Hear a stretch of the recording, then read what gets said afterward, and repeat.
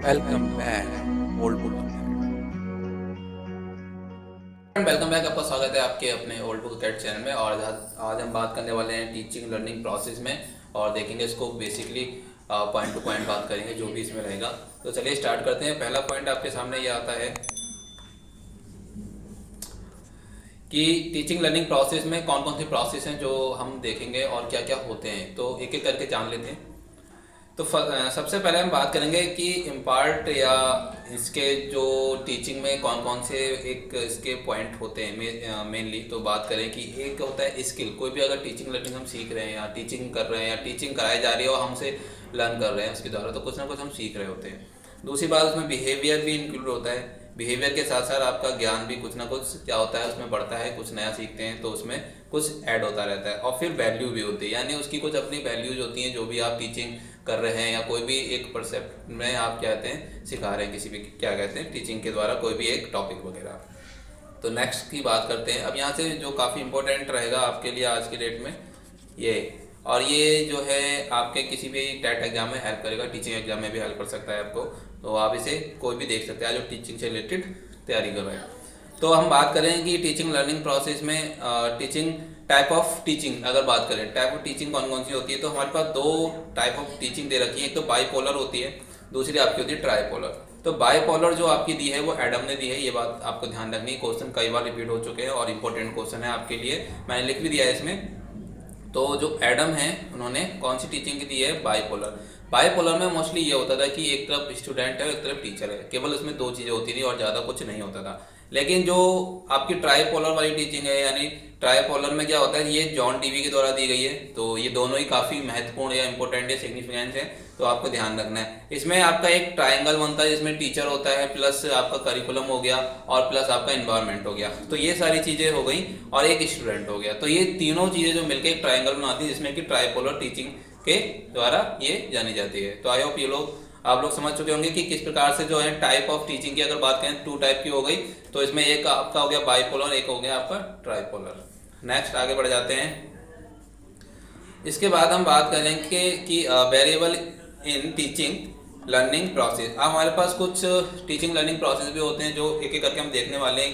कि पहला अगर हम बात करें तो इंडिपेंडेंट होता है जिसमें आप स्वतंत्र होते हैं। तो दूसरा हो गया इंटरविंग हो गया जो आपका क्या है मध्यस्थ चर है इसका। और इसके बाद आपका होता है डिपेंडेंट, ठीक है, इस पे आश्रित।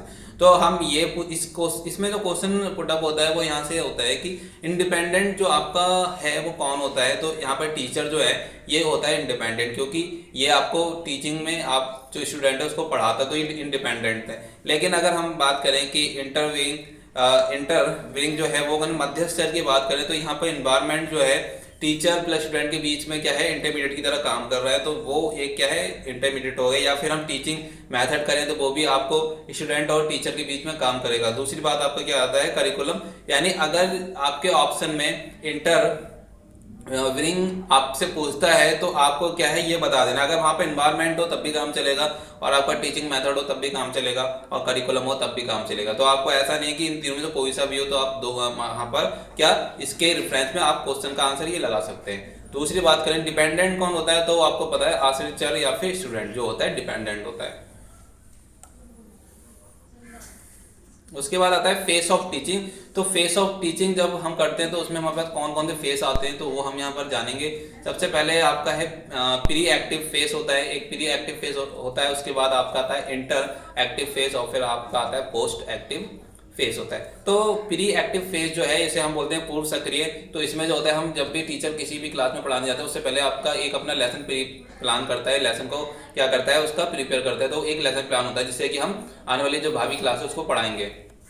तो उसके लिए हमारा क्या है लेसन प्लानिंग। तो लेसन प्लानिंग जो है आपका प्री एक्टिव फेस में आता है। नेक्स्ट आपका आता है इंटरएक्टिव फेस। क्या है वो सक्रिय, यानी इसमें क्या होता है टीचिंग होती है। यानी जो इंटर सक्रिय जो है या इंटरएक्टिव है तो उसमें फेस में क्या होता है टीचिंग, जो आपने लेसन प्लान बनाया था उसके अकॉर्डिंग आप क्लास में जाके टीचिंग करते हैं।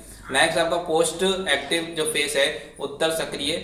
इसमें क्या करते हैं जो आपने पढ़ाया है अब तक स्टूडेंट को वो उसका क्या करती है तो फीडबैक लेते हैं, कम आप उसका मूल्यांकन भी करते हैं। आई होप आपको ये समझ में आ रहा होगा चीजें। उसके बाद आपका नेक्स्ट जो है, अब यहाँ पर हम बहुत ही इंपॉर्टेंट जो है ये आप जान लें, इसको पूछा जाता है हर बार तो यहाँ से आता है कि टाइप ऑफ एजुकेशन कितनी प्रकार की होती हैं। तो हमारे पास 3 प्रकार की एजुकेशन हमारे पास दी गई है। एक तो फॉर्मल एजुकेशन होता है, एक इनफॉर्मल, एक नॉन फॉर्मल। तो उसको एक एक करके देख लेते हैं कि क्या इसमें डिफरेंस है।